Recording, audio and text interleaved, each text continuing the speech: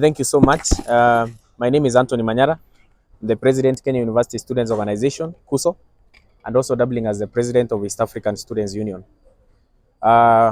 Before I begin, let me say I give my condolences on behalf of KUSO and also on behalf of myself to a comrade from JKUAT who lost his life fighting for justice, fighting for progress, and fighting to ensure that this country becomes better. Denzel Omondi.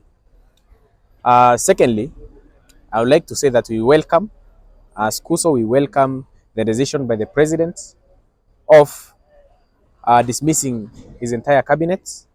And we would like to say that as KUSO, we expect him to reconstitute a cabinet that gives hope, that inspires confidence, that can be able to be trusted by the people.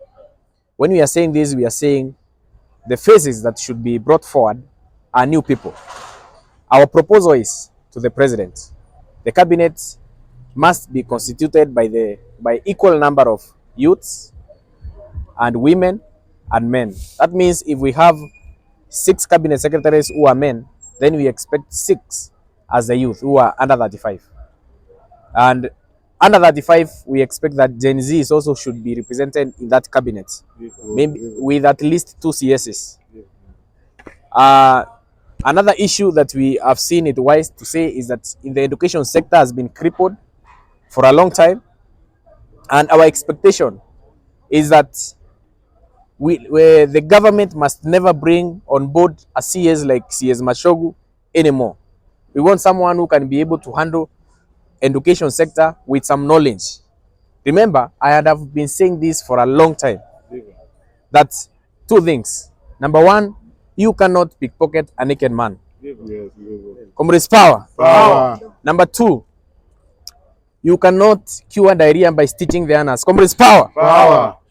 Having said that, we expect that the government ensures that the cabinet secretary for education who comes on board should either be very much experienced with the enough knowledge, with the qualifications, and should understand what really happens in our education sector. We will expect that CS to scrap off the new education funding model for the universities.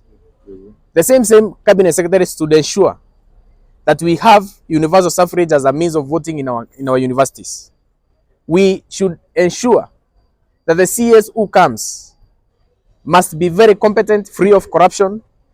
History-wise, it should be as clean, very clean, spot clean in terms of character, and it should be it should boost the confidence. Remember, comrades are barometers of wisdom and catheters of knowledge.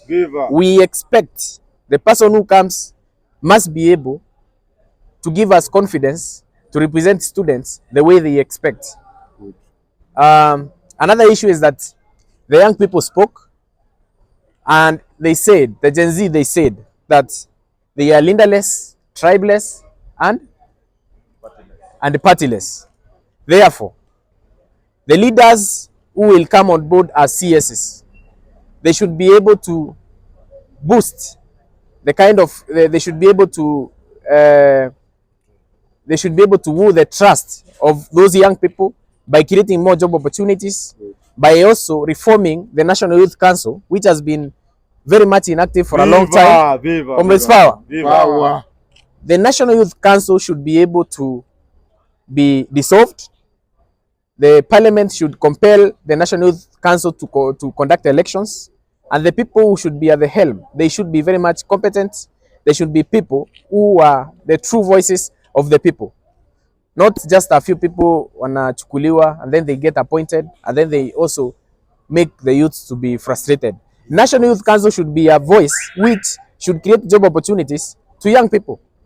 Inafaa kuwa even the private sector, when students are going to get jobs, the internships, they should be paid internships. Si unatoka nyumbani and then you are not able also to afford transport, and then you expect them to work the whole day, and then you cater for your own food, meals, and so forth.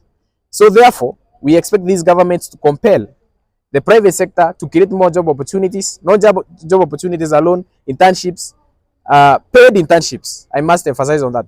Paid internships and attachments. And they should offer incentives to those companies, private companies, even government parastatals themselves and government agencies. They should be able to open up a pool of opportunities for these young people, because I know very well, William Ruto, even if you change the cabinet, even if you dissolve the whole parliament, na watu waende wapigiwe kura, you still have the same problem, because you are leading people who are angry and hungry. Therefore, ensure we come up with policies, reforms that can be able to boost confidence of the masses, especially young people. Because in the years before, 1990s, 1980s, very many people grabbed land. Very many people had a lot of wealth. The way we are brought up, these young people, all of them, all they have are qualifications with no jobs. They have nothing to show. Therefore, the only way to boost confidence and to ensure this nation is harmonious, there is harmonious existence from those we found before us and those who are coming up, is to ensure we create opportunities for them. They get jobs, stabilize the economy. When we are talking about bringing up jobs, then we should be able to boost manufacturing. We should be able to ensure that certain parastatus, hiyo corruption ambayo ilikuwa huko, we are going to be very keen on those director generals, CEOs, all these government employees who have been squandering public money, who has been embezzling public funds. We know very well some of these agencies that audit the kind of work that is being done there. Some of them, they are subject to corruption.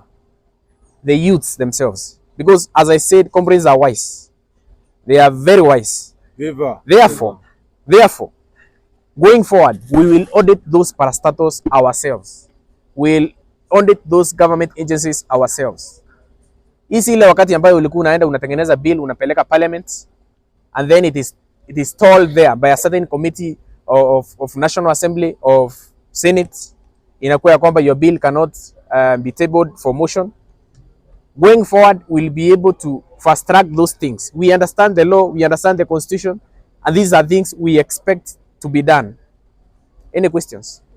Okay, you've talked of the Cabinet Secretaries being dissolved, no? Yes. Maybe where is the area that you think that the president should focus more, considering that Cabinet Secretaries, nani wapi unadhani anafaa kukilini? I have also to emphasize that when we have commended the president for dissolving his cabinet, our expectations is that no single cabinet secretary will be returned back, will be rehired, simply because these are the same faces that we saw they were his friends. Mr. President, ulifanya vizuri kwa wapea kazi for a certain duration of time, maybe it's 2 years. Hiyo kazi wamefanya. Some of them you have seen they have scored enough money. That money is enough. Watumie hiyo pesa wako nayo, waende nyumbani wafurahie. But we need new faces who can be trusted. So going forward, we don't expect a kind of reshuffle. Ati huyu alikuwa mzuri kidogo, ati alikuwa amenyamaza, ati yakuwa anatuonyesha amenunua masaa na maviatu, ati sababu yeye arudishwe. We expect the entire cabinet to remain outside in the cold and new people to be hired. Very new people. And we have said the youths, Gen Z hawakuwa wanapigana bure. Some of my friends, comrades, wenye wamekufa, they have not died in vain. These people were fighting for some certain things to change in our society.